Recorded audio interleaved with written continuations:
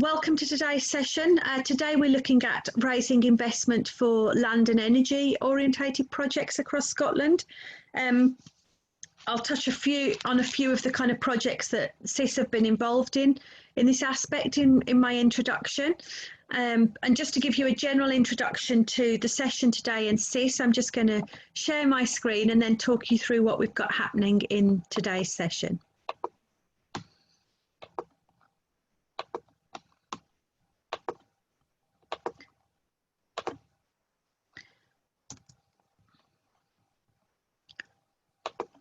So just in terms of introducing our presenters today, delighted to be joined first of all by Jamie Adam from Community Energy Scotland Trading. Jamie's going to be setting the scene for us. Hi Jamie, and talking us through kind of the more general background before we look at some specifics. And then we're delighted to also be joined today by Calum Macdonald from Point and Sandwick Trust. It was actually one of the last places I got out to just before lockdown was Point and Sandwick, on a trip I was doing at that time with another organisation. We just made it, I think, before lockdown came in at the end of March. So I'm delighted that Calum's with us today. And he's going to be talking us through his investment journey in his initiative. And I'm not going to give you any spoilers. I'm going to wait for Calum to introduce all of that. And then I'm going to take you through a few slides just looking more generally at social investment, what it is, how you can use it as part of a wider finance mix, looking at the landscape here in Scotland. And then I'm going to finish off just looking at a few slides about getting ready for investment, looking at how you might select investment partners and how you might go about making applications. And then I'm delighted today that we're also joined by Toby Sanderson from Community Shares Scotland, and he's going to be taking us through the community shares model. So we've got quite a lot to get through. Just the last bit of intro just from me, just about Social Investment Scotland. So we ourselves are a charity and social enterprise. We exist as part of a much broader ecosystem of support here in Scotland for the social enterprise sector. The tube map on your screen gives you a bit of a sense of that map of support that's out there, and there are a lot of organisations, and certainly in this sector obviously we've got Community Energy Scotland as well, so it's great that we've got them involved. Just a bit of background, since 2001 CIS has invested over £80 million in 400 plus organisations across Scotland, and if you did want to know a little bit more about CIS and what we do, I've put a little link in the slides here just with a video clip to our updated strategy for our organisation. And when I come onto my slides this afternoon, you'll see a few of those kind of video links so that if you wanted to find any information out in addition to what I've spoken through, you can go on and click those. So that's all I was going to do in my just general introduction, because I know our speakers are often the main draw. So I will stop sharing my screen and I will hand straight over to Jamie, who's going to take us through the general background in terms of raising finance for projects in the energy sector. So over to you. Thanks, Jamie.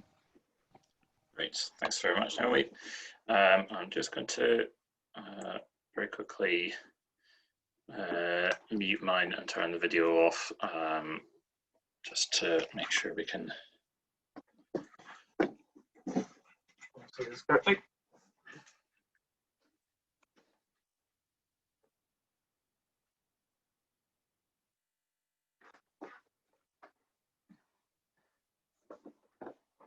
Okay, is everyone seeing my screen okay? Yeah, that's all working fine, Jamie. Great, super. Just wanted to check I wasn't speaking into the middle of nowhere. That's never a good way to start off a webinar. Grand, so thanks everyone for joining today.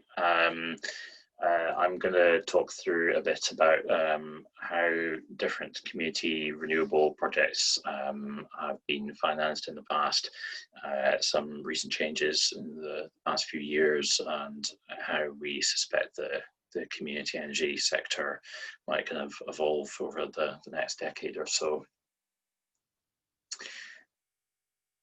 So, first of all, I think it's quite useful just to look at some of the different business models that there might be.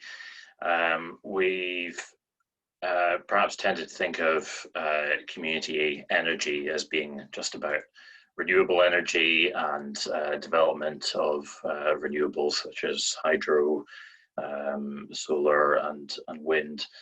And that kind of model has obviously incurred big capital costs to get these community sites built.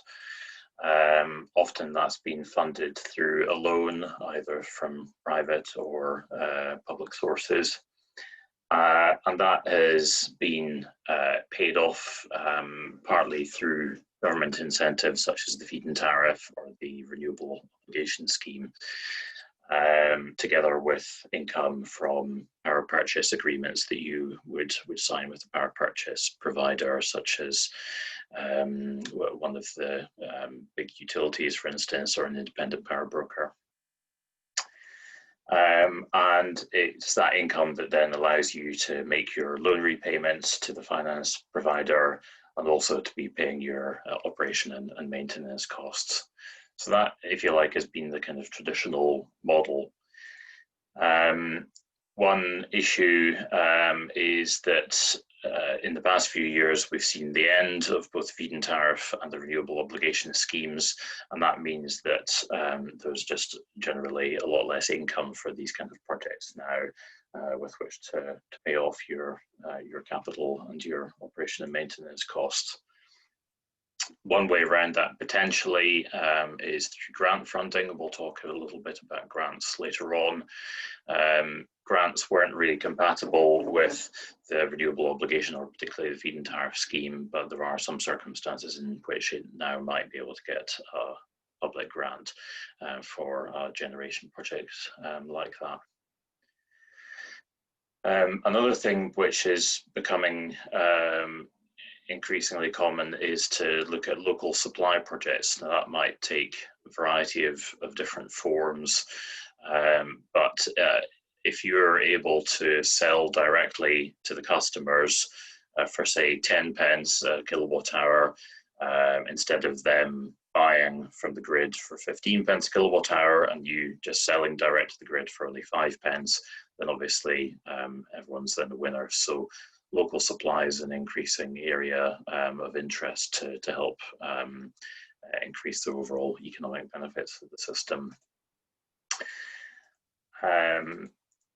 Another option is around provision of flexibility services through things like battery storage on site.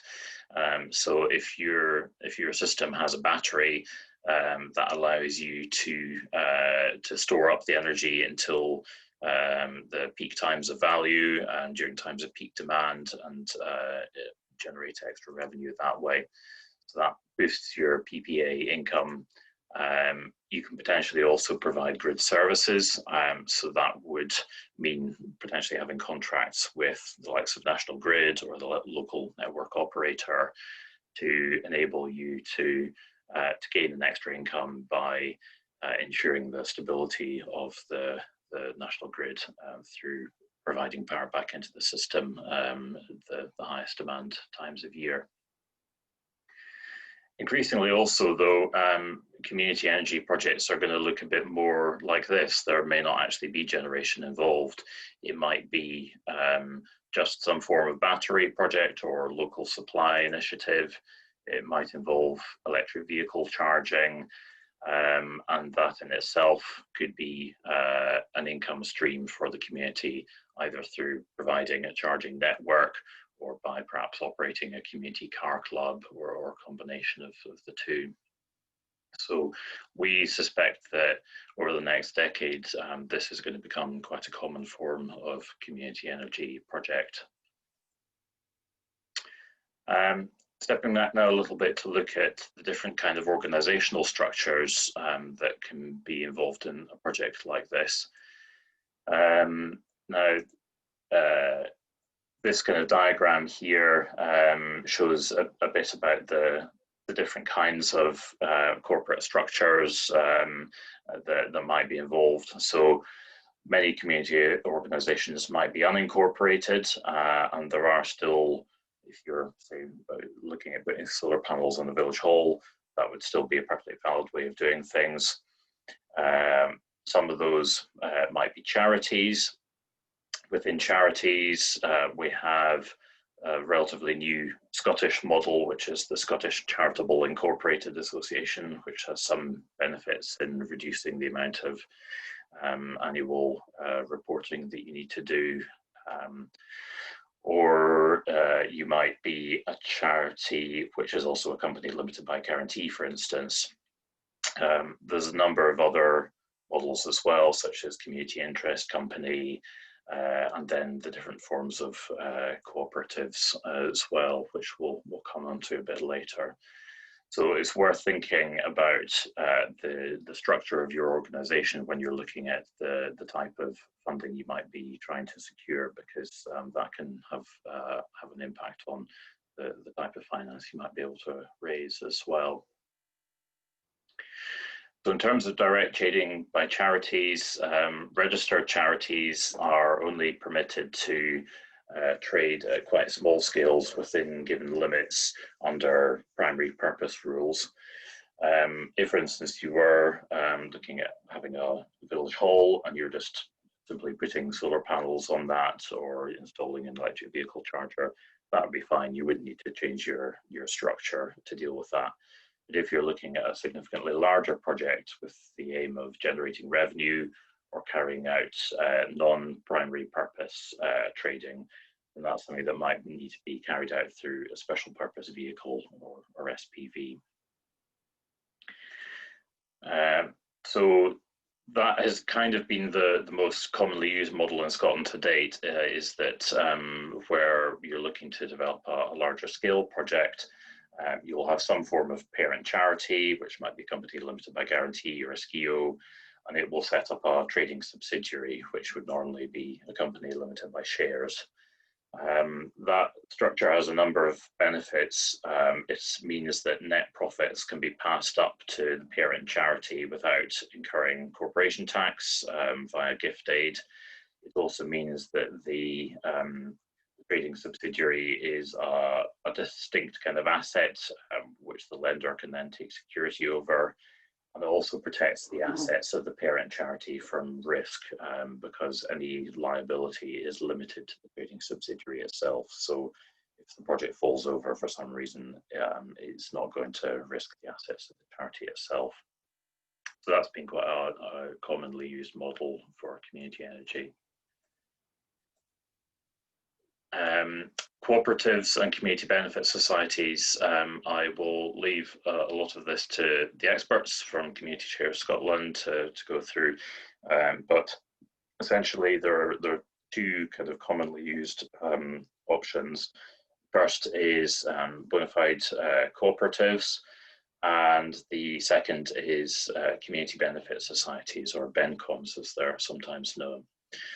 So in terms of the difference between the two, in simple terms, co-ops exist primarily for the benefit of their members, although they may give some surplus profits to the wider community, whereas BENCOMs exist primarily for the benefit of the wider community, but they can pay interest to shareholders, usually at a slightly lower interest rate than bona fide co-ops. Both are governed by model rules and are registered with the Financial Conduct Authority. BENCOMs can be charitable and they can have a relationship with the charity. So for instance, it might be written into the rules of the BENCOM that they would normally pass their primary profits on to a certain community development trust. But a co-op or a BENCOM can't be owned by a parent charity in the same way that a company limited by shares can be used as a trading subsidiary.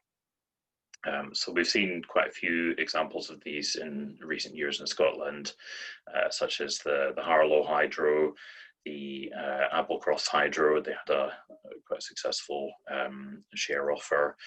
And then more recently, North Uist Winds, they installed two 900 kilowatt turbines and raised quite significant funds through a share offer. In terms of funding and financing options then, Development funding is available through Local Energy Scotland, who deliver the CARE scheme for the Scottish Government. So it's well worth having a look at their website to see the support that they have available. They've just gone through a big expression of interest scheme at the moment, and you can see the kind of different levels of grants available from them. For capital funding, CARES can now also provide some capital funding up to a maximum of 60%, I believe. Typically for the larger kind of megawatt scale projects in the past, groups have secured non-recourse finance or project funding, as it's also called, through some of the big banks like Priodos, Clydesdale, Santander, for instance. They've been quite active in the renewables market. And then for the sort of minority funding, there's also been government-backed loans available by a Scottish enterprise from the Energy Investment Fund as it is now. In some cases, groups have also been able to source small-scale funding just through donations, through crowdfunding efforts. And you'll sometimes hear community shares called sort of patient capital as well, where people are making an investment rather than a donation, but they're willing to wait to see much of a significant return on that. There's also more funding available from certain sources with more of an emphasis on climate change and social outcomes, including Resource Efficient Scotland and TIS, of course. There's also some funding available specifically for innovation type projects. So the low carbon infrastructure transition project is one. There's also the Network Innovation Competition, which is an Ofgem fund that's only available to network operators such as SSE or Scottish Power, but in the past community groups have collaborated with those network operators in some quite interesting innovation projects, so that's worth keeping an eye on. Then there's also Horizon 2020, which we are still able to access, and things like the Industrial Strategy Challenge Fund as well.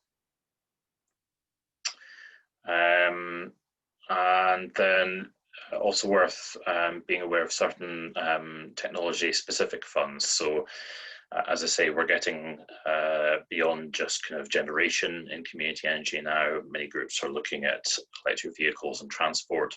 So there is funding available from the Energy Saving Trust and their Transport Scotland initiative. So they offer grants for electric vehicles and some support for car clubs as well. On low carbon heating, there's the District Heating Loan Fund available from the Energy Saving Trust, and they can provide loans to help councils, housing associations, and also some community groups to build district heating networks. And then lastly, some funds also have a particular emphasis on the kind of social impact and on fuel poverty. So the Green Economy Fund that Scottish Power offered, it's currently closed, but we're hoping that there will be a new iteration of that coming out. And that's been a great way of sourcing funding for community groups for these kind of projects. The Robertson Trust have also been quite active in this area. They part funded our Green Energy Futures, Community Energy Futures program, which we've been running for the past few years. And then there's also the Climate Challenge Fund in Scotland, the Energy Redress Fund, and different funding available from the lottery as well. There are quite a few different potential sources. So I think I've run a few minutes over, but hopefully that was useful. All our contact details are here. Do have a look on our website. We're going to have a shiny new website very shortly, and yeah, very happy to answer any questions in the Q&A session later on. Thank you very much, Jamie. That was a really comprehensive overview, I think, of different sources and linking in, I think, with that sense of partnership as well, when there might be other funds that groups can access, but perhaps not directly. So a really helpful overview. And I've already got a few questions I know I've got written down. So I would encourage other people, if you've got any questions, to really come forward and put those in the chat. I want to just hand straight over now, if I can, to Calum, who's joining us from Point and Sandwick Trust. He's been with them, I think, as development manager for a number of years now, and he's going to talk us through kind of the work that they did in terms of raising investment for a significant energy project. And I know I'm waiting for the hint from Calum on when to share the slide that summarises it. So if you let me know when you want me to put that up, Calum, I'll bring that up. And I think Calum's going to talk us through their investment journey in terms of how they raised the finance for the project that they set about, and perhaps touch a little bit on the relationship with Social Investment Scotland. So I'm going to hand over to Calum, if I may now. All right, thanks, Naomi. And as you say, I've been with the project for a long time, since the start of the project, which was back in 2005. And we didn't get to financial close with the lenders till 2014. So that was a long haul, and we got the wind farm built in 2015 and started operating in 2016. So that makes it sound like a real long slog, and it is long. I don't, that is true. You can't gloss over that. But any renewable energy project for any group, whether it's a corporation or a community group, it is a long haul almost by definition. It's just in the nature of the projects that it's a long haul. But although it's a long journey, it's worth it as well, not just because of the financial reward at the end of it, but because even during the journey, it's a rewarding journey, because you're learning an immense amount about all kinds of subjects that you've never engaged with before. And also you're building your community in the process as well. And so by the end, what you've got is not just a wind farm, but you've got a much stronger and more skilled community as well. So the whole journey is worth it, not just the end point. When I started, I had no experience whatsoever of any energy involvement, far less specifically of renewable energy. I just hadn't been engaged in a practical way with any of it. I had no engineering background, no financial or banking background. I'd never run a business. And that was true for almost all of us who were involved. I think, in fact, it was true for most of us involved in our organising committee. But nevertheless, at the end of it, we were able to raise £14 million in funding, and we're able to build and are now operating our own wind farm, which still is the largest community wind farm in the UK. So you can start from a very low level of knowledge, but so long as you approach the whole mission in the right way, then that is not a barrier to success at the end. Point and Sandwick Trust, just to touch on some of the things that Jamie was mentioning, and just to say which of the categories we fit into. We are a community limited by guarantee. And we've got, as Jamie pointed out, a special purpose vehicle that actually owns or operates a wind farm, and which is the thing that borrows the money and makes the money by selling the power. And then all the net income then is gift aided to the parent charity, and the parent charity can then receive it free of tax because of the gift aid rules. I can then use it to invest in the local community. And it's a structure that has worked very well for us. Jamie sort of put up a slide with a fairly bewildering number of different kinds of ways you can organize this whole thing. All I can say is that the company limited by guarantee connected with the parent charity has worked extremely well for us. I can't think of anything that we haven't been able to do because of it. And because you've got a foot in the kind of commercial business camp through your company limited by guarantee, and you've got your, of course, your host parent charity as well. You can work both sides in a very productive way. I should mention that the parent charity is itself a community-owned charity, by which I mean anybody in the area, in the whole parish area, if you like, the old traditional Point parish area, can join the charity. There's no membership fee. They all then become, equal members of the charity. They elect the board. The board is elected every year at the AGM. So it is, in that sense, completely community-based. We've got about 500 individual members of the charity at the moment. So that's the structure. In terms of raising finance, Jamie used the term project finance, and that is exactly what we're talking about here. When you go out to raise finance, you're doing it in order to deliver a specific project. And that project becomes, if you like, your collateral by which you raise the finance. You don't have to go to lenders and prove that you've got a successful business track record, or you've got some other source of income that they can have recourse to if things go wrong. The project itself is what guarantees the lenders and gives them some kind of security and comfort that they're going to get their money back, the quality of the project itself. So that's what project finance means. You're lending, you're borrowing and lending against that specific project. In a way, the nearest comparison I can make, it's like a mortgage. If you do a mortgage, basically you're hoping that the value of what you're mortgaging is enough to justify raising the finance. And if at some point you're not able to sustain the mortgage, then the bank has a right to step in and take over that asset, basically.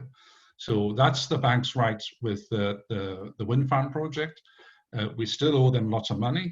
So if we're not able to pay our way, pay the cost back, then the bank has a right to step in.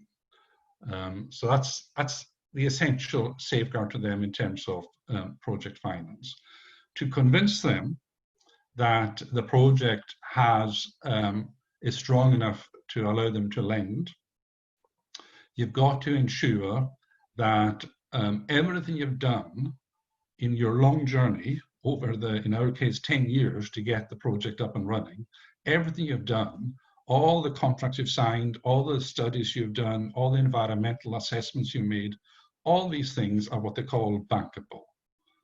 And by bankable, it means that they are caught up in legal watertight documents.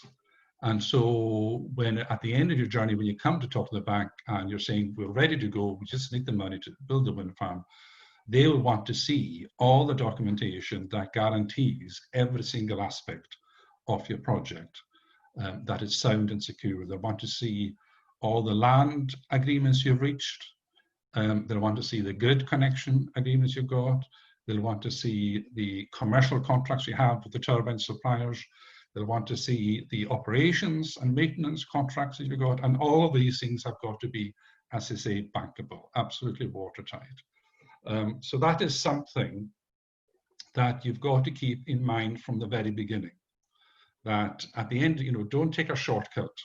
If something needs to be done, it's got to be bankable at the end of your journey. So if you keep that, in mind always, it's going to be helpful when you do come to the end and do come to talk to the bank. In terms of the kind of debt that, or the kind of finance that can be raised, you can divide it into 3 categories.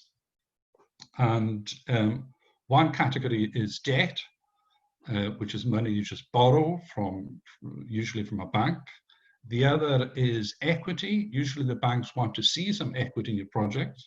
That is money that is not being led by them, but is coming in from somewhere else. And a third category of money you can try to raise for your project is, Jamie mentioned it, grant funding.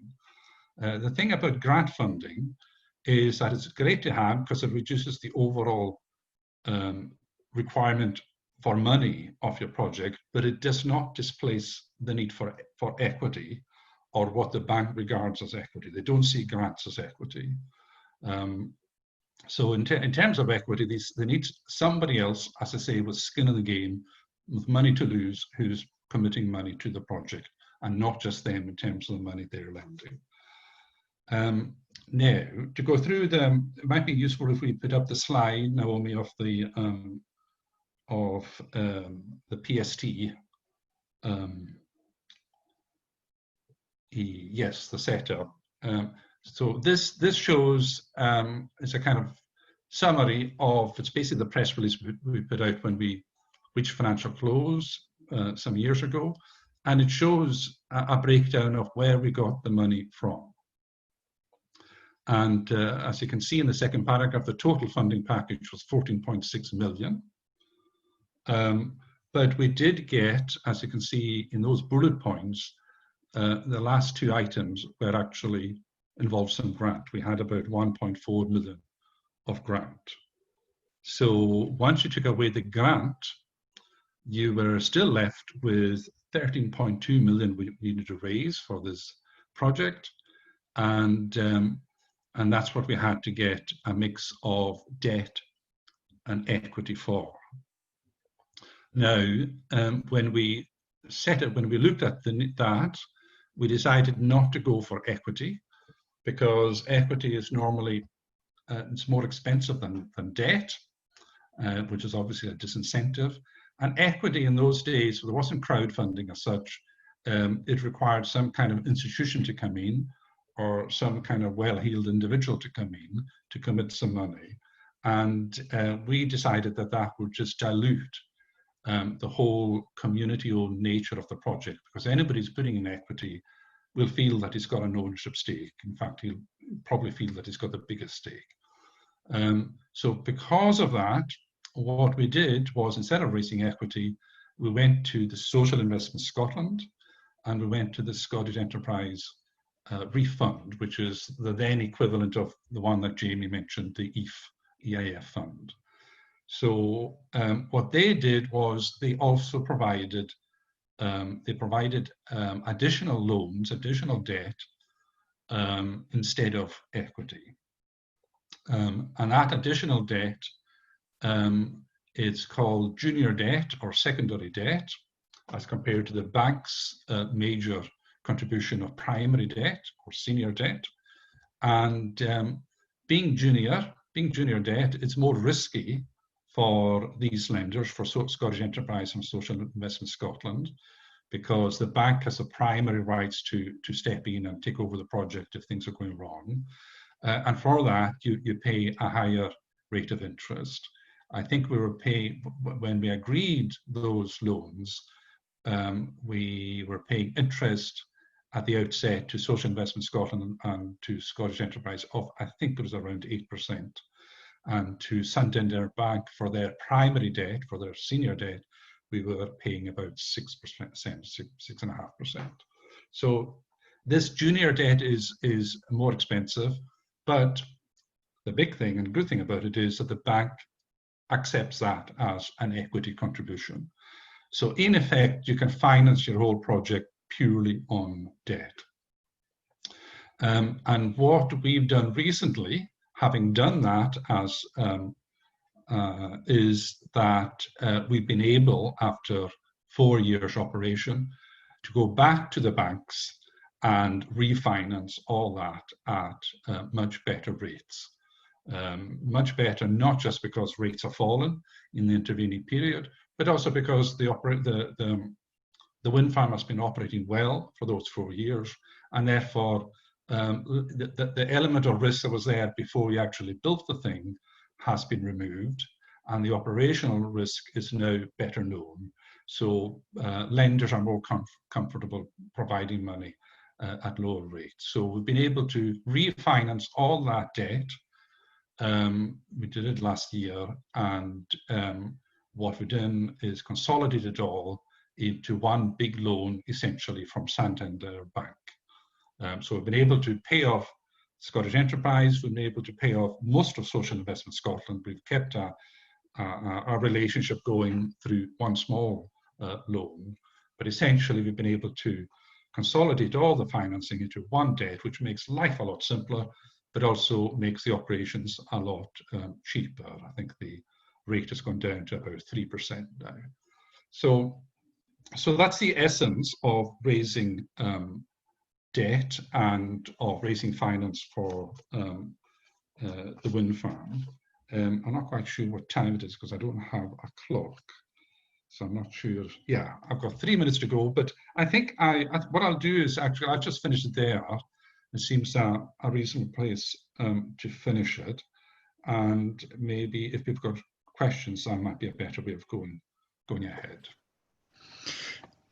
Thank you, Calum. I'll just start my video again. Yeah, please post any questions you have. I think as we come through, I've certainly written down a few myself, so I'll perhaps kick off. It's interesting, actually, you talk about kind of junior and secondary debt, and I touch a little bit on that in terms of how as a social investment partner, we often work alongside other bits of loan finance. Yeah. And I think what's interesting as well, and I'll touch on this when I go through my slides this afternoon, is I think it's touching on those questions of interest rates is quite interesting, because we always get asked about interest rates, and I think you actually answered the questions we often get asked quite succinctly. But I think the thing again that I always point out to organisations is we don't have a thing about early repayment charges. So that thing about being able to refinance hopefully helps organisations once they've got that track record. Yeah. And I'll touch on that a bit more when I go through my slides. But yeah, you've lined me up very well for this afternoon, Calum. So for the slides, I wanted to ask a few questions. Just obviously, it's a significant project that you set about raising finance for. And my experience of working with lots of community or organisations is they can often be quite nervous, particularly when looking at high levels of loan finance. How would you say you kind of got over some of those elements of nervousness within kind of the community around taking on loan finance and being there to kind of set up quite ambitious initiatives for your community? Well, I think because once people get the point that it's project finance and that it's no risk to them as individuals or to the community as a collective, once they get that absolutely fundamental point, then they start asking, well, how much can we borrow then? They won't be frightened about borrowing. And the other fundamental point is to make them appreciate that don't think that if you try to make it a small project, and so you can only need to raise a small amount of money, it's going to be any faster to the finish post. These things take a long time. You're still going to have all your environmental studies. You're still going to have all your land negotiations, which are very, very intense, can involve not just the landowner, but anybody whose land you need to cross to get your turbines to the thing has to be squared off.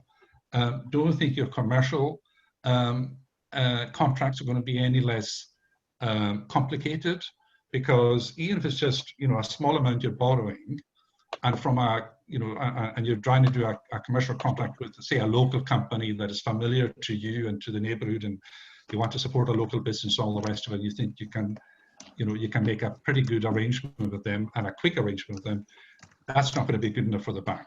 The bank will want to know that you've gone tendered, you've got good value, and that the contracts are watertight. So even if you make a small project, you're going to have to jump through all these hoops anyway. So why not make it worthwhile? If you're going to be on a 5 to 10 year journey, then set your target high. Set your target high.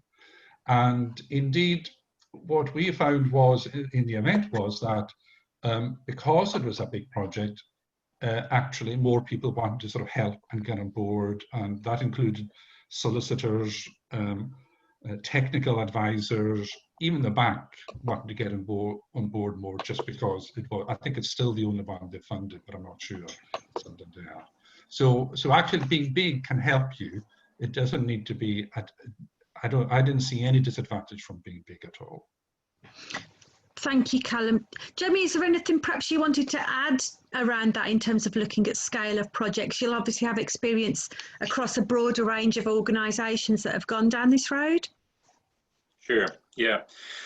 I think for any significant scale of generation that a community is taking forward, it very often will be the kind of largest project that a community has developed before. That's perhaps not always the case, particularly thinking of some of the kind of community landowners that have already had the kind of confidence and experience of taking on large assets and large businesses already. But in a lot of cases, it will be certainly a significant undertaking. The kind of structure I was talking about will provide a fair bit of reassurance in that the debt is very much linked to the project, and so you aren't generally putting the parent charity and its assets at risk, and there has been a good level of support from Scottish Government for the earlier kind of risky development work, and once you have thoroughly de-risked it, there has been a good appetite out there from commercial lenders as well as kind of social and environmental lenders like this as well. No, thank you. I mean, it's interesting. I know in some of our previous sessions we've looked at investment, and I think it was actually the session we ran on health and social care, and I think they'd gone on to take on a significant amount of loan finance, but said actually they started in their community with some much smaller projects first, and that's almost what gave them the confidence and then the relationship. So again, you know, and that's perhaps in contrast to yourself, Calum, but they had different projects that they started on first. But obviously when we start talking about land and energy, they're often higher value, so you don't always have that option. If I could just make Denmark, half the turbines you see, anybody been to Denmark, and they've got more than anybody else per square mile per capita. Half those onshore turbines are community owned, cooperative owned, locally owned. So they didn't get to that kind of statistic. I think in Scotland it's maybe 2%, maybe if we're lucky.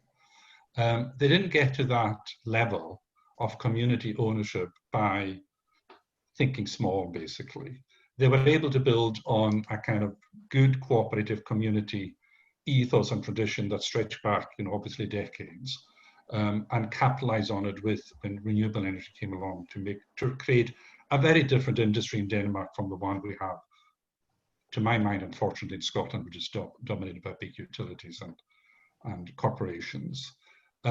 So all I can say is that don't think small, think big, because it's worth it. You're not going to reduce the risk or the worry or the stress or the work you have to do by doing a small project when you could do a big project. Thank you. I always like encouraging organisations to be ambitious, and often it's interesting to me that sometimes I think if you're too small, it's much harder to build in financial resilience, whereas actually sometimes when you're bigger, it's much easier because you can build in resilience much stronger. Yes, the risk may feel greater, but actually you've got a stronger proposition that for the long term puts you in a better place.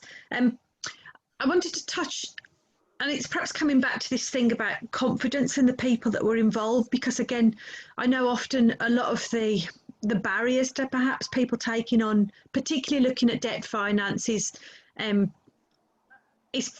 it's not just the confidence, sometimes it's that experience or that understanding. And you talk about it being, I mean, it was quite a significant journey over a number of years before you were ready to launch. And we talk quite a lot about investment readiness. And I just wondered whether you were able to touch a little bit on the types of people that are involved from Point and Sandwick. Did you have people that were well versed in finance, or people that had a legal background? What were those kind of broader skills, or did you have to find those as you went along? Nobody that had a legal background that I can remember. Mostly there were crofters, there were school teachers, there were people who had maybe run very small businesses, a local chemist shop or something, but really nothing that was relevant to designing, building, or financing a wind farm. But that's, the most important thing about your committee is that it's got sensible, practically minded people, and that they've got, and it's a good representation of your community. That's the strongest thing that you've got, because, as I say, the long journey, you need community support to take you all the way to the end. I mean, you can compare it perhaps to housing association. If you think of small community-based housing associations, their governing committees are just drawn from people. It might just be tenants, it might be people from different backgrounds, but they're able, just that kind of community complexion, they're able to raise tens, hundreds of millions of pounds to build what are actually much more risky assets, houses, renting out houses and maintaining all the rest of it over a long time period. And yet they've been doing them perfectly well in Scotland for decades now. We've got a very strong, community-based housing association movement in Scotland. So, although the community energy is still kind of new to people, the challenge you face and the ability to overcome the challenge has already been proven to me in Scotland through the housing movement, and it's just trying to get the community energy movement to reach the same level of maturity that we need to do. Yeah, I guess the other thing is, and perhaps Jamie's got some bits to add. There is a lot of support out there to enable people develop these projects. So I would like to think, certainly we talk about the engagement with social investment partners in terms of, we're not here to trip you up, we're here to help you understand finances and ask questions about the project from our understanding of managing risk and trying to guide you through that. And I'm sure, Jamie, you've perhaps got a few bits you can add in terms of the support that's there from Community Energy Scotland. Yeah, absolutely. So we've worked with community groups all over the country, and we've in several places like Orkney and the Western Isles. We've also helped to set up kind of umbrella organisations for the community generators there, so that they can tackle different issues together, learn from one another, and help kind of leverage economies of scale through working together as well. But yeah, we're always on the end of the phone to give advice. We're very keen to get involved in community projects at all different stages. And beyond that, there is some of the support I referenced in my presentation from Local Energy Scotland and the CARES Fund. And there's also a very good network now of suppliers and specialists through Scotland as well. So don't feel that you necessarily need to have a lawyer on your board, because there are plenty of very good lawyers out there. Calum and I have had the same benefit of one very useful lawyer, who I'm only saying that because she's on the call to make her blush. But yeah, there are a lot of law firms out there at the moment now that have done a lot of renewable energy projects in the past, and it's definitely worth having them involved at an early stage.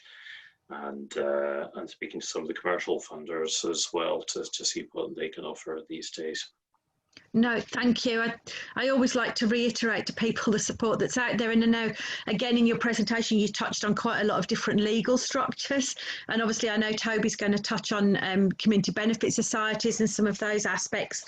But again, there's lots of support out there, even in terms of understanding the different legal setups and what all of those different organisations mean, and helping you through registration. So, don't be afraid to ask questions and come forward and seek advice.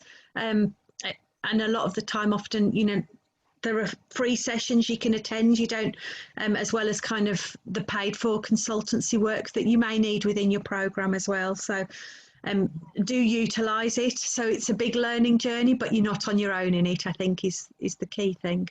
Yeah, I would say that's definitely the case, and what Jamie said is also the case, that you don't need to be an expert in any of these things. You hire in experts, basically.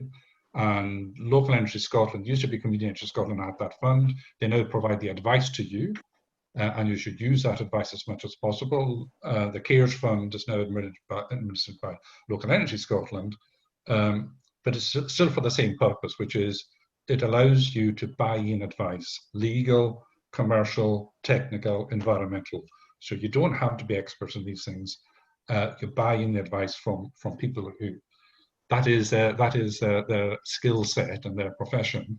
And the other thing I would say is that, like Jamie sort of referenced Eileen on the call, you know, she and her company and all the other companies we had to deal with, they go the extra mile to support you because they really do believe in what you're doing in this kind of community energy journey.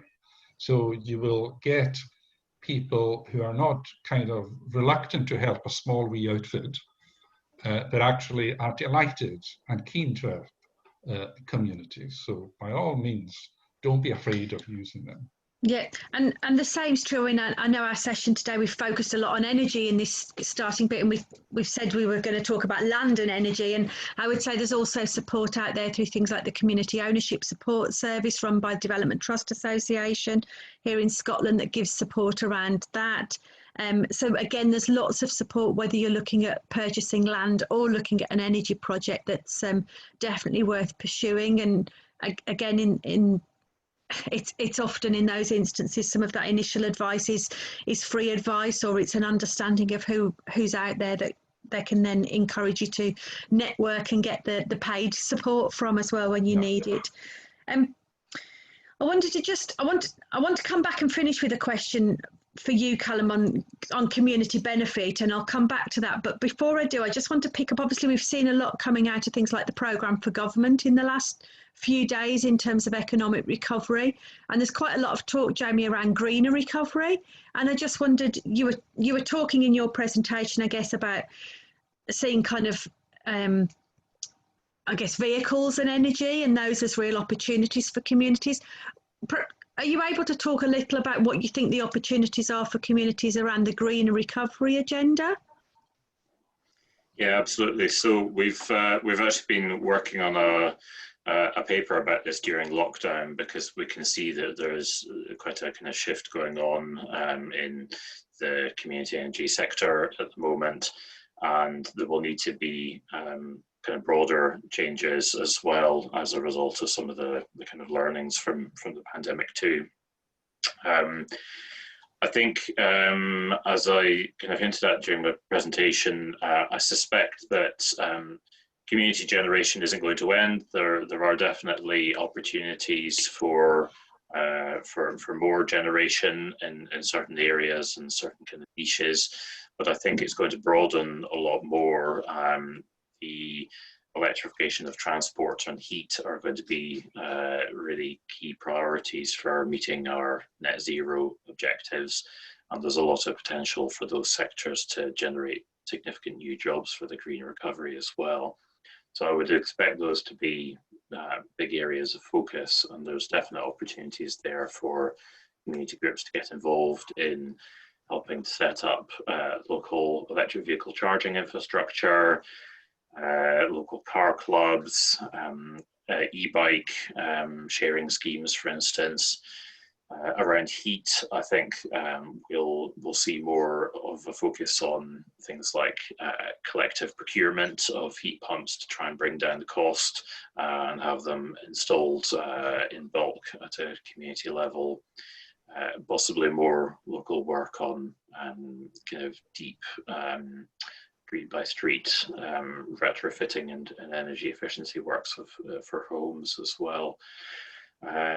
And then I think the other key area of development will be on the whole smart grid side. So one thing the pandemic has really shown is that we need to be quite flexible in our use and generation of electricity. We've seen at times drops of up to 40% in energy in electricity demand compared to what we'd normally see, and that's been a real headache for the network. So community groups have a key role to play there, I think, going forward in helping to provide aggregated service across a number of different homes to be able to turn loads on or off, like electric vehicle chargers or heat pumps and so on, to help stabilize the grid.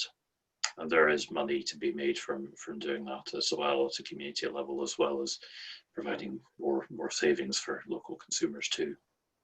No, thank you. That's helpful. I know I've done work that touches on the greener agenda, but I don't have the focus on energy, so it's useful that you've got that broader perspective. And I wonder, Calum, whether it's sparking new ideas for Point and Sandwick moving forwards. Well, we're working on a couple of projects. One of them is a battery project. Jamie mentioned that you can make money from batteries. They're expensive. The battery project we were looking at just now would be about 20 million quid in capex, so it'd be of a similar scale to the wind farm itself. But it's the same lesson with the wind farm. You've got to have a bankable plan if you want to go forward with that kind of thing. So we're looking at that very actively. We're also looking at hydrogen as a possible thing to, when you've got a constrained grid, so you can't export any more power, maybe you can use wind energy to make hydrogen and use it locally. One of the obvious things when you live on an island that you could use it on is boats and ferries and ships. And so that is another area we're looking at just now. So yes, we are looking at new opportunities. Definitely. Yeah. No, thank you. It's good to hear. I'm conscious, if anyone's got any last questions, please put them through in chat, because I'm going to draw the kind of question session to an end in a minute. I know our speakers committed to us today to stay with us till about 3 o'clock, so I don't want to delay them too much. So please put any final questions if you have any in there. Just one from me, and I guess I wanted to come back to you, Calum, on this kind of community benefit aspect, because, you know, we're not here just in terms of looking at finance as an organisation. We're very much focused on the social benefit as well. And I just wondered if you could just talk to us a little bit about, we've spoken a lot about kind of raising finance for a big energy project. What's the difference that has made in your community? Because that's what most of our groups are in it for. So I thought that would be the best point to end. Huge difference. What we use our money for is to not to ourselves directly do new sort of, you know, a fuel poverty scheme or a woodland scheme or something of that nature, but that we use our money to finance other local community organizations who are doing that kind of work. So we feed the money out to them. It's been about 2.2 million since we started that we've sent into local community groups and organizations and activities. And they deliver a range of things from, as I say, there's a fuel poverty program, a wee bit like Jamie was talking about, targeted household by household. There is a Western Isles woodland program, which we are planting trees all over the Western Isles. There is a local hospice we support. There's an arts gallery we support. There is programs to help people with various disadvantages, young people. A whole, must be about, I don't know, I haven't added it up, must be 200 organizations and projects we've supported over the last 3 years, basically, when we've been able to put the money back in. So it's made a tremendous difference. But it's not just financial, it's also the kind of community strength that's come about as a result of it. So when you had COVID happening, then we were obviously an obvious fulcrum for a lot of the community activities to try to help people who were vulnerable during COVID, make and supply meals to people who were particularly cut off and vulnerable. We started making PPE equipment, and we ended up supplying the 2 hospitals and all the care homes in the islands with PPE equipment, which we did with the local college, basically. And that was simply because we had just built up that confidence to see a problem and go and tackle it. So I say, the benefits are not just the financial income; it's also the community strengthening that's behind it all. No, I mean, that's great to hear. To me, I mean, I'm based down in south of Scotland, and we have a significant number of wind farms here, and it's interesting that, a lot of the way that comes out here is kind of through small grants, because they're not community owned, so the community benefits, but it's still small grants. And then I hear you talk about the 2.1 million, and I think what opportunities are some of our rural communities missing by not having that sense of their own ownership of what they do. So there's a lot, I think, that we can really learn from and almost look to replicate really in other communities. Before I kind of close off this part of the session, I didn't know if you've got any just final comments, Jamie? No, that's been very useful. I'll need to duck out now, I'm afraid, but there was a question came up about just putting together some hyperlinks for some of the different funds I mentioned. So I'll take an action to do that and send that through to you, Naomi, to circulate to the groups. But yeah, thanks very much for the opportunity to contribute. And obviously, if anyone wants to contact us about ideas for projects, do have a look on our website, and all our contact details are there. No, that's great. Thank you for joining us. And yeah, if you send me the slides through, I will pass them on to everyone that registered for the session today, 'cause there was a lot in there. I'll be looking over them again myself. So thank you very much for joining us. No trouble. Thank you. Thank you also to you, Calum. I think it's really helpful for people to hear from someone that's been there and done it. Very, very happy. If anybody's got any kind of questions they want to pursue, just email Naomi and she can ping it on to me. That's no problem. Happy to answer any questions. Brilliant. Thank you both for joining us. I'm going to carry on now in terms of looking at just the social investment picture a little more generally, and then we're going to have Toby joining us from Community Shares. So I'm just going to bring up my slides again for everyone that's staying with us. Thank you very much, Calum. Thank you, Jamie. Bye.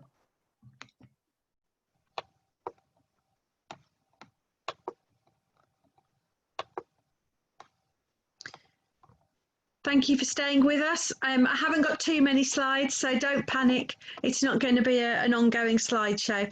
And you'll have them afterwards. So if there's any questions or anything you want to follow up on, we can always pick up on that on email as well. So I just wanted to kind of run through a little bit in terms of social investment and what it means.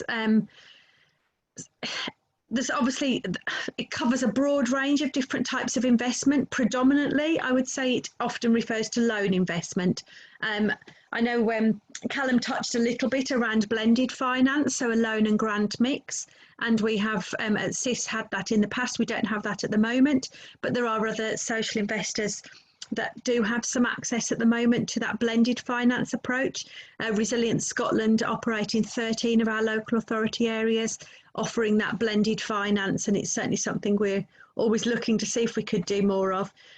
But in the most part, it's direct loans.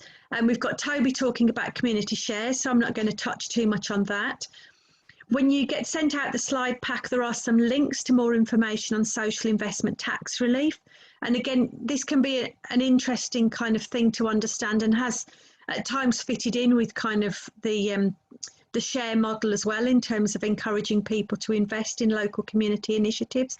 There are various rules that sit around SITR in terms of registration and how it operates, and the links to that will all come out in the slideshow. And I guess the other important thing to note about that is it's currently a scheme that's due to end in April next year, and people are campaigning for it to carry on because projects have benefited from it. But at the moment, we're not sure on the longer term future of that. And then just touching on these other initiatives just at the bottom. So I'm not going to talk anything today about social impact bonds or about equity investment in the community sector. Social impact bonds tend to refer much more to performance related contracting. We don't have many examples here in Scotland. There are a few in England. The one that's often quoted is within the prison service. And equity investment, again, it touches back, I guess, in terms of what Jamie was talking about when we looked at legal structures. So you would have to be set up as a community interest company limited, a KIC, often shortened to limited by shares, and equity in our sector is more challenging, and there are organisations that have used equity finance and developed innovative ways of doing that, but it's not as mainstream, so we'll just focus on the main things here for today. In terms of where social investment fits, obviously the key thing about loan finance is, of course, it's a loan and it has to be paid back. So it doesn't fit across all organisations in the broader third sector. It will be suitable for those organisations that are earning income and therefore have an ability to pay money back. So if your organisation is reliant on donations and grant funding, then social investment wouldn't be suitable if that is your only source of finance. It will come in at the point, and obviously with energy we see it because there's an obvious income stream, but it will also come in if we've got things like service level agreements in place through commissioned pieces of work, whether we've got limited market, so business to business type orientation, or open market where we've got initiatives that are selling out to wider consumers. Just to give a bit more context of some other land and energy initiatives that CIS have been involved in that might be helpful. So we have supported community trusts looking at building footpaths, and I'll touch on that one a little bit more when I talk about bridging loans. We have looked at hydro schemes and biomass, and we have also helped outdoor-based land-orientated initiatives build up services and products around the land that they operate. So another case study on our website would be Fox Lake Adventures, who have a cable wakeboarding park out in East Lothian. So again, they've all got obvious income streams, and that's the key difference. So social investments often used either to do that initial buying an asset, so whether that's setting up a wind farm, buying a piece of land, or if it's contractual, it can be providing that working capital.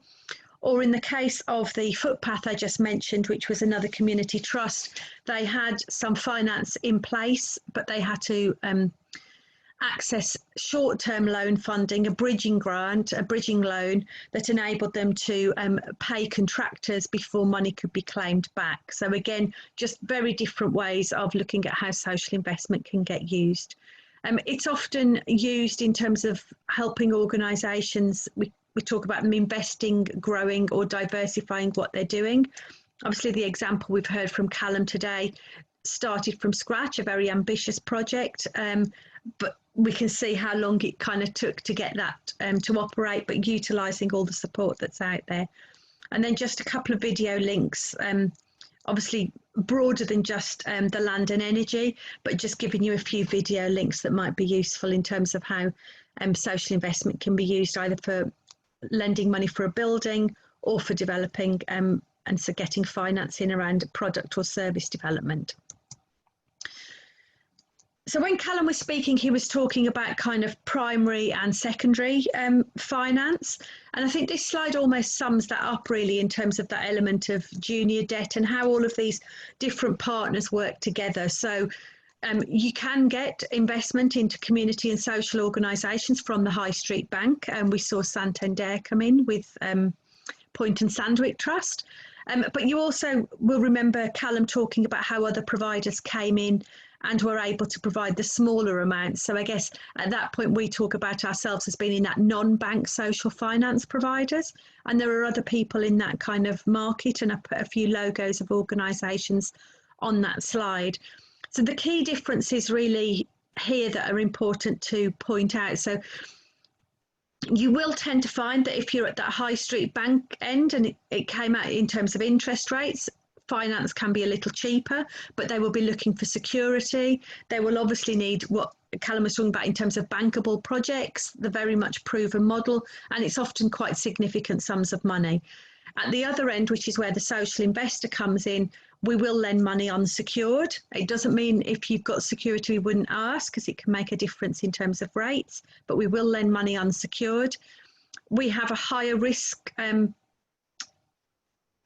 profile, and I guess that's what we talk about when we talk about new model. So we will take a a different view on risk to a high street lender, and we will lend money from those smaller amounts. Within the social investment marketplace, there are other people. Obviously, I would always encourage people to go out to a number of different providers. Don't just go to one.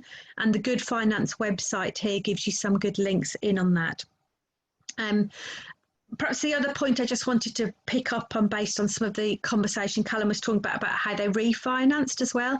It's not uncommon. And sometimes organisations can feel a little embarrassed when they want to talk about refinancing because they can get debt elsewhere. We don't see that as negative. That enables us to have then more resources to lend to other community organisations. But you can very much use the social investor as that way of building up a track record that a few years down the line might enable you to be in a stronger position in terms of that track record that enables you to renegotiate at a lower rate back with high street banks again. So very much see all of these partners working in conjunction. So in terms of just roughly some of the terms from the social investor, this obviously draws on Social Investment Scotland as an example. We have loans on our books from £10,000 up to 1.6 million. All of our loans are done at a fixed interest rate. Our experience with community groups is that often tends to be a much easier thing to manage. And we will do short and long-term loans. So I think when I was talking about the footpath project, that was a bridging loan. It was short-term. We tend to refer to short-term as anything up to that 2-year mark. And obviously then we've got the longer-term loans that go beyond that. We will lend money unsecured and secured. So I think I said we will ask if there's security, but it's not the be all and end all for us. But the important point to note here is that we do not seek personal liability from trustees or boards of directors. And the only caveat I always point out to organisations here is your board should still be very much aware of legal responsibilities in terms of Companies House legislation, rules around negligence. But from a CIS perspective, we do not take personal liability. And then the last two kind of comments I've just got on here are around debt and patient terms. So you will often find the social investor will be patient around repayment starting, will offer that flexibility and will adapt with you. It's very much something that you work out with your social investor as you're putting a proposal together. And it is, again, very much a relationship based approach. So again, touching back on what Calum was saying, he was obviously talking about how they've still got a small amount of investment with CIS, and that's very much about keeping that partnership there. But we've found actually when doing a few of these sessions that a number of people that may have started with a small loan have often come back in and used that relationship and that sense of trust moving forwards. And I'll touch a little bit more on that relationship and choosing the right investment partner towards the end of my slides. So when you do look at choosing an investment partner, I think it's important that obviously cost of finance is critical. You want to be comparing rates, but you also want to be looking at what is the beyond the money. So is your investment partner able to introduce you to networks, provide bits of support? What's the relationship with key staff that you're going to have? And that can be really important, particularly because we're aware that volatility can happen in both sides of a partnership equation. So it's good to kind of understand both the risk in your own enterprise as you're looking to take on loan finance, but also what are the risks from your partner's perspective. And I think this was particularly apparent, I guess, when we had things like the financial crash in 2008 and understanding that actually finance partners had that volatility as well. So I'd always encourage people to look at that broad picture before taking on loan finance. And then I guess the point I always put at the last slide is that thing about choice. So yes, we talk about choosing an investment partner, but actually sometimes we find community organisations have a limited choice on who will lend money to them. And again, thinking through that relationship of, do you use a social investor in the first few years to build up a track record that then means in a few years' time you actually have a broader level of choice as to who you might refinance with, and thinking of it in that long-term perspective can often be helpful. For many community organisations, obviously when considering finance options, you're very much looking at a mix. And again, we heard Calum talking about that mix of kind of the loan finance from the primary loan finance mixed in with the junior debt, and mixed in also with the grant income. So really understanding that finance mix in a broader perspective, often even speaking as a social investor, if there's bits of grant finance in there, that can provide us with more reassurance as well. So when we undertake our own due diligence, we can look at that in terms of how is the project almost being de-risked, and grant finance can be an important part of that. In terms of looking at ownership, control and flexibility, again, I always get people thinking, you know, what's your risk appetite? And thinking about that not just from the risk of loan finance and paying money back, but what are the risks to social impacts? What are the risks that you're managing that aren't just the financial? Because I think that can really help you think through what you need in your finance package to make sure that you're there for the long term and not always just moving from one short-term piece of funding to the next. So understanding risks based on the finance options you choose. We touched on this a little bit when talking about community shares, but looking at what are the perceptions that go out to your wider community as a result of the finance options you choose. So does that give your community more confidence you're there for the long term? Do community shares give that sense of community buy-in to grant funders and social investors? So really thinking through finance beyond the money, I guess, is what I'm encouraging you to do here. And then the other thing, just in terms of finance options, that's often important for community organisations to bear in mind, what are your reporting systems and how might they need to be changed or adapted? So we're very much used to, within the community sector, doing grant reporting. It's often reporting about things that have happened, looking backwards. What have you spent money on? What did you achieve? The big jump, if you're looking at loan investment, is it's very much going to be looking at cash flow projections. So you're looking into the future, not just back at the past. So understanding those changes.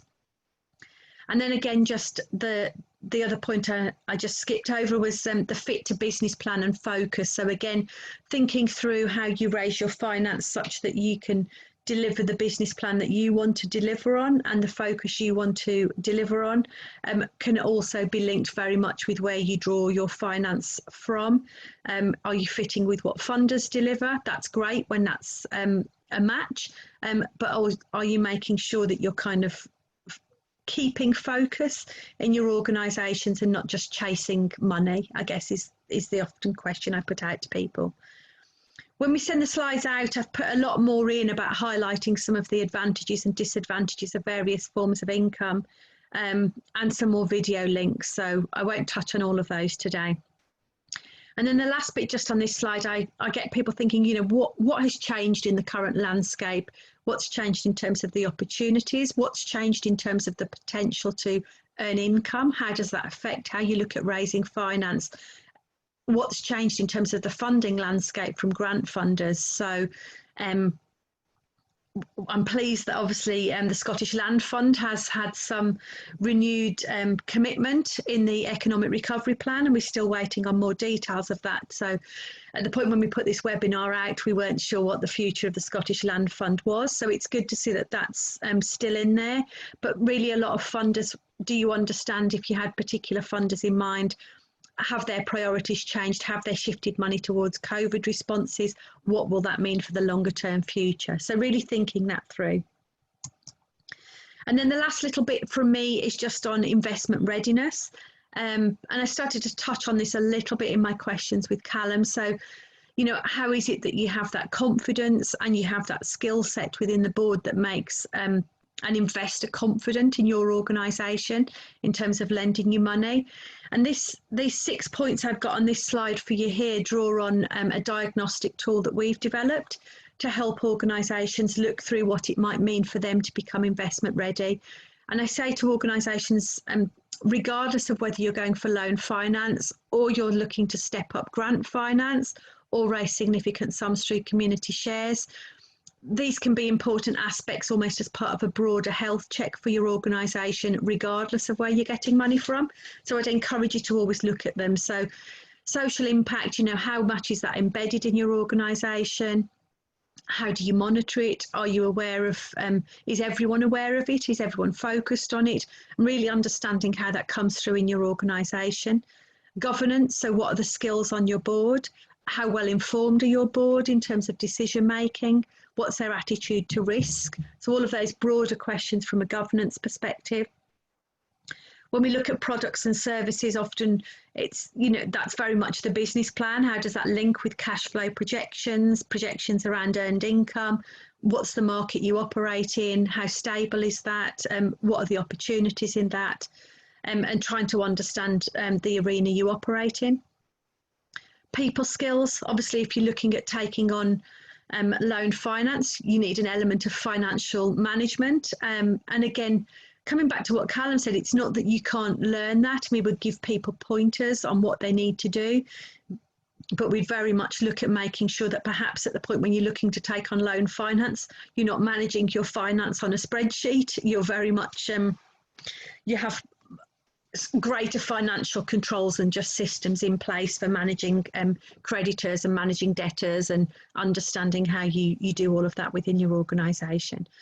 So that should give you a bit of a sense. If you want to look up the diagnostic tool, I've got the link here in the slides. And I'm going to finish for now just because I'm conscious that we've got a few slides to come from Toby, and we want to give you the opportunity to ask any questions at the end should you have any. So I'm going to hand over to Toby, who's going to take us through community shares. If you have any questions on the social investment side, then feel free to pop them through in the chat and we will come back to them, and happy to answer any questions. So over to you, Toby. Great, thanks Naomi, and good afternoon everybody. I've got quite a quick presentation here that you can hopefully see on the screen now. Just let me know if it's not working for anybody. So I work for Community Shares Scotland. We are the sort of national support organisation for anyone who wants to issue community shares. So this presentation will go through what community shares are, how you use them. I'll look at a case study that we have, and then I can go into some of the support that we can offer you. So community shares ultimately are a way to raise money for any community activities. They're really a form of crowdfunding, where you're asking your community, the people who support you and the people who want to use your product or service to put their own money in as an investment to help make it happen. And those people are then shareholders in the organisation. They have certain membership rights. They can vote for the management committee. They can stand to be on the management committee, and they can sort of exert their influence that way in a democratic manner. And the idea is that this money is an investment. So they're not donating money. They're not gifting you money. It's money that they will, hopefully, if everything goes to plan, they'll get their money back one day. So if they put in £100, they should get £100 back. And in some cases, groups do also pay interest. I'll say a bit more about that. So it's a very flexible form of finance. It can be used to fund really anything you can make a business case for. So we've seen lots of shops, community shops in Scotland. We're starting to see more community pubs and hotels. We did, in the early days of the programme, have a lot of renewable energy projects. Community hydro in particular was one of the big sort of driving sectors for community shares, and we are seeing a little bit more of that again just now, but I think with the changes to FITS payments and things, it's dropped off a little bit, but there are certainly some sort of different projects coming through that are still in that sector. So community shares, some of the sort of key facts about community shares. To be able to issue them, you have to be either a community benefit society or a cooperative society. And Jamie from Community Energy Scotland said quite a bit about those earlier. I will say a bit more in the next slide, just the key details. Like I said on that last slide, shareholders are members of the organisation, so they collectively own the society, and they have a sort of democratic right to influence it and have their say over it. Usually that happens at the annual general meeting, the AGM, so each member is allowed to attend the AGM and vote towards the management committee or stand to be on the management committee, and that tends to work on a principle of one member, one vote. So regardless of how much money somebody puts in, whether they put in £100 or £1,000 or £10,000, everybody has an equal voice. You can't buy more influence by putting more money in. The technical term for community shares are withdrawable share capital. And what that means is that they can't be transferred between individuals. You can't buy your share and then go in and sell it to your friend or your neighbour, and you can't make a profit on the share. You can only withdraw it from the society. So if you put £100 in, after say 3 years, once the society is established and up and running, you can go back and withdraw your £100. And like I said, in some cases, community benefit societies do offer interest on shares. So particularly for energy projects, we've seen higher interest than elsewhere. Sometimes it's up to 4 or 5% in Scotland. In England, we've seen some that go up to 7%. But it's not the main driving force for community share offers tends to be about social good, and it's less so about people getting rich off of this. It's more about supporting things that people want to see happen. So community shares, as well as being a great way to raise money in their own right, they can also be a really great way to attract further funding, particularly grant funding. I think grant funders look really favourably upon an application from an organisation that's raising X amount of money in community shares. So in some cases, community share offers are used to fully fund the project. We do have projects that's 100% funded through community shares. Others are a total mix. And in some cases, community shares are really what we think of as the last piece of the jigsaw. It might be as low as 5 or 10% of the overall funding package. But it's that little bit that's needed to get it over the line. And it can really help to demonstrate that your community support you and want to see this happen. So community benefit societies, I won't dwell on this too much because Jamie covered a lot of this. But the key facts are that they're registered with the Financial Conduct Authority, the FCA, and they're governed by sets of rules, which really in practice are the same as articles of association of a company. They're a little bit more prescriptive in certain places around things like the protocols for meetings and for voting rights and things like that. They tend to be most societies are set up using model rules, which are essentially templates that have been pre-approved by the FCA. So if you were, for example, looking at a renewable energy project, you would probably access model rules from Cooperatives UK, who have ones that are appropriate for energy projects. Also, we have our own set of model rules. There tends to be a fee involved in accessing those. So Community Share Scotland's fee is £200. Some other organisations go up to maybe £400 or £500 to access rules. And then there's a fee to the FCA to register, which in most cases is low. It's mostly around £40. It can go up to about £300 depending on whether you make changes to those rules. So typically the cost of registering a society is about £200 to £500. Community benefit societies they're a really well respected and established form of community governance now. So really anything you can do with a company, you can do with a society. They can own assets, they can employ staff. They're really suitable for pretty much any activity. And they can also be registered as a charity. So if you're doing charitable activity, if you can pass the Oscar Charities test, you can be a charitable community benefit society, in which case you really have access to everything that a SKIO would have. And like that point says there, that they're named in the Community Empowerment Act for Scotland, so they're compatible with things like community right to buy and community asset transfer, and eligible for really all grant funds that I'm aware of. So that final bullet point there, if you're an existing organisation, say for example you already have a company set up, and you've been established for a while, you really have two options.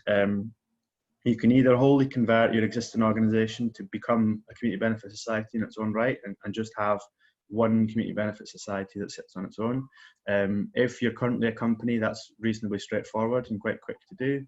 If you're a SKIO, it's a little bit more complicated and takes a bit longer, but there are ways that it can be done. The other option is that you can set up a community benefit society that sits alongside the existing organisation, and you can have formal links between the two. So for example, the community benefit society can pass profits to the other organisation. That's something that Community Share Scotland can advise on in more detail if it's something that anyone's interested in learning more about. So the case study I've got for you here, I haven't gone with an energy case study today, but if you look on our website, we've got an interactive map of all the share offers that have taken place in Scotland, and you can see everything that's happened. You can see, I think there are almost 10 energy projects on the website, so do go have a look if you're interested in that. But the example I've got today are Bridgend Farmhouse, who are this is a kind of formerly derelict farmhouse on the outskirts of Edinburgh that's now set up as a community hub. So they have a community cafe space, they have a training kitchen, they have various workshop spaces like a bike repair hub and a wood crafting hub. And they're doing some really great work in one of the more deprived communities of Edinburgh. So for them, community shares is for them not really about the money. I think they'd really secured most of the funding that they needed from grant funders like the Robertson Trust and the National Lottery. The overall cost of their restoration was about £2 million. So the £70,000 they raised it's a really impressive amount of money to raise, but it was probably less than 5% of their total project cost. But for them, community shares was about building a sense of community involvement and giving people a sense of ownership of this centre. So they wanted people to really feel like this was something that was led by them and that they had control over, rather than being sort of foisted on them by a local authority or a similar organisation. And I've got a quick video here that I'll just show you. Hopefully this works without any problems.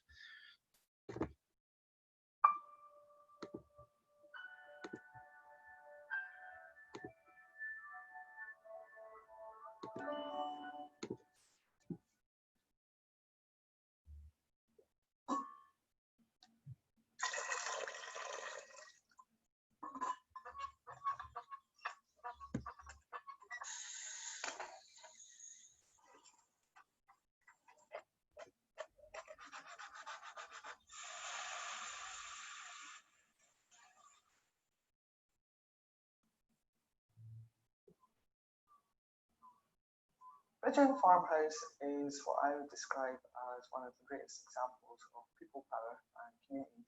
It's not just a physical space, it's all the wonderful moments and the things that go on, and it's about inspiring people to grow and giving them a purpose and an opportunity to do so.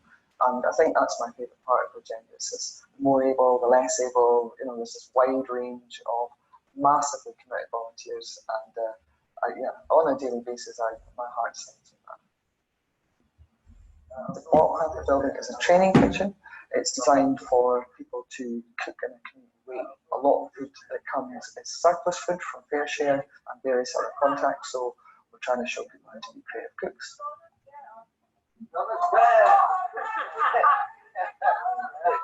How should he feel to say that? I'm a volunteer along with everybody else here. It's really just keeping the people who come for the drop-in session between 11 and 1 on a Wednesday and on a Sunday, just keeping them fed and able to do all the hard work that you can see people are up to. Well, what's really important to understand about Bridgend Farmhouse, the original organisation was set up as a scale, so it was a charity that was formed originally. But one of the things that was always part of the vision that it would be community owned. And so to do that, we had to rename and establish ourselves as what is called a community benefit society with charitable status. One of the main reasons was that we could launch shares so that people could become part owners. And also it was to ensure that this building would be truly community owned. I think personally, having set up quite a lot of social enterprises, I don't think I'd ever set up anything except a community benefit society. I think it's one of the best models to set up for a community so that it can be sustainable, generate income, as well as seek funding to provide services for the community. Ever since I've joined Bridgend, I'm doing a lot more things like the bike shed on a Wednesday. I'm doing the cooking on a Thursday, Friday and Saturday in the kitchen. I was a wild child when I was younger. Constantly getting in trouble with the police and that. Never since I've came to Bridgend, I've never been in trouble since.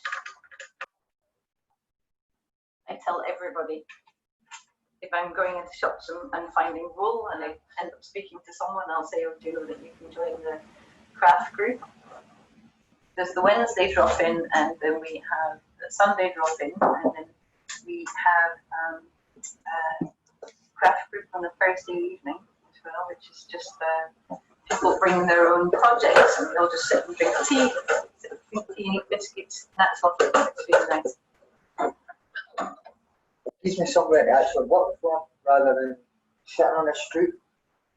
Mental health is such a big issue, you know what I mean? And it affects that many people. In the day's world, it's like feeling comfortable to walk up to people and start talking to them is rare. And it's probably getting even more rarer the more isolated we're becoming with the worlds of computers and stuff, you know what I mean? And the more interaction we can have with each other as humans, it's going to be a good thing, you know what I mean?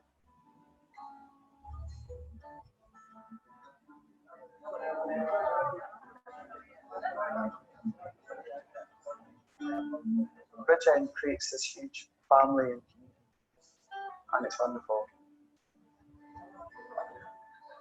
So what the couples have you had?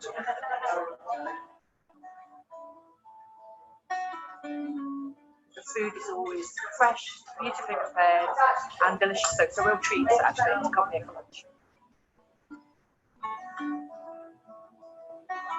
That Jen means the world to me now.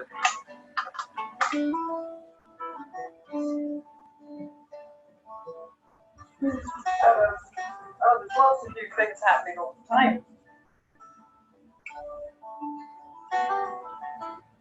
When you do something that's good and people appreciate it, that does something in your soul, you know what I mean? I could absolutely not get into a doubt, but people are going to look to Bridgend and say, what a great model, how can we do that? And I think it's going to be a massively successful model that will be followed by many companies. That's my firm belief.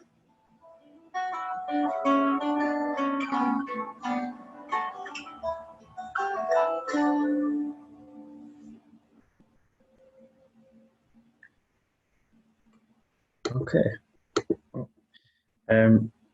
So Community Share Scotland, like I said at the start, we're really a national body to support the rollout of community shares. So we were set up in 2014, which is when the current legislation around community benefit societies and community shares came into power.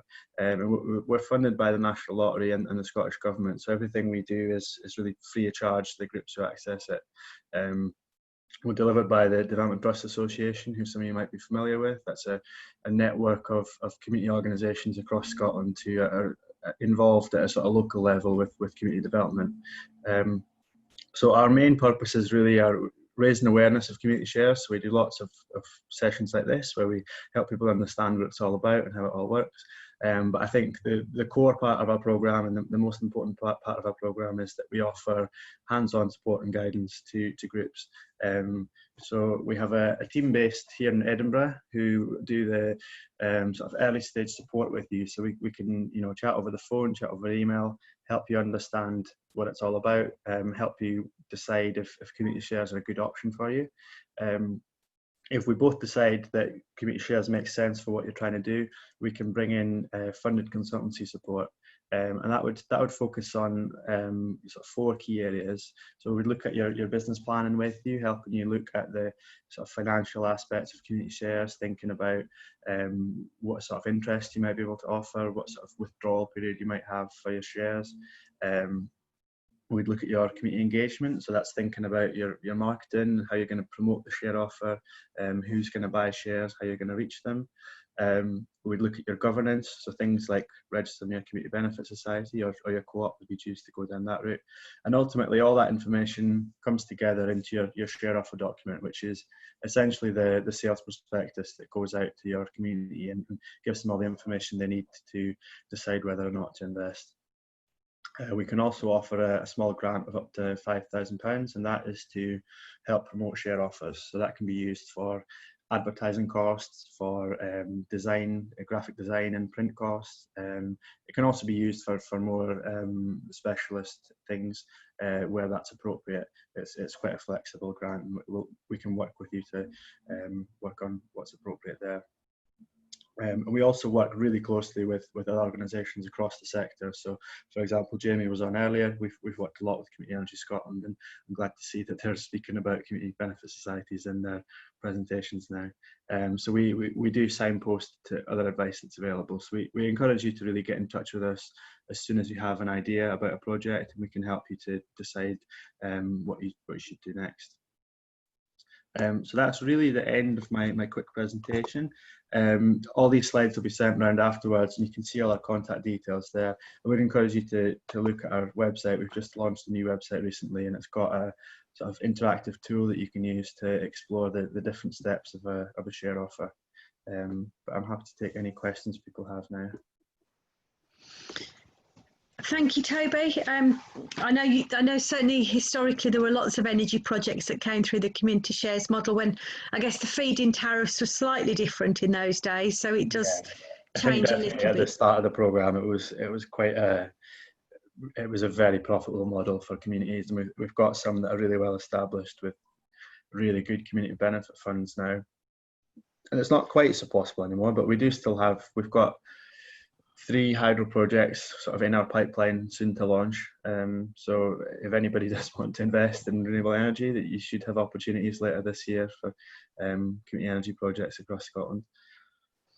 Great. We'll be looking out for the posts. I know I was on a session with one of your colleagues the other week with an organisation that was about to launch its community share offer. So we're keeping an eye, and I think we're starting to see, I guess, as I think we're still in the middle of obviously dealing with our current situation in COVID, but we are starting to see more community groups kind of think, well, given the circumstances, how do we carry on with the projects that were perhaps put on hold a few months back? So lots moving. I'm just going to see if there's any questions that come through on the chat or the Q&A. I can tell you that while Toby was speaking, I've already received the slides from Jamie. So by tomorrow, I'm hopeful that you'll all have the slides set from today. So this is when everyone's gone silent. But if there's no questions, we won't carry on. I'll ask my usual one though, Toby, because you know it's coming, don't you? I can almost say just, and it's always just, I always get let's reiterate, what is different between crowdfunding and community shares? Yeah, so I wouldn't say there's a difference. I think community shares falls under the umbrella of crowdfunding. I think it's a form of the same thing. I think most people, there's really 4 different types of crowdfunding, and the one that most people are familiar with is known as rewards crowdfunding. That's where you put in a sum of money and you get something in return. You maybe get a product, or you get a branded t-shirt or tote bag, or you get something back, but it's not like an investment like community shares are. We also have donations-based crowdfunding, which is just a donation and you get nothing in return. It's just to support something that you believe in. So that tends to be the smallest individual sums of money. People tend to put in maybe 10, 20, sometimes up to maybe £50, but rarely more than that.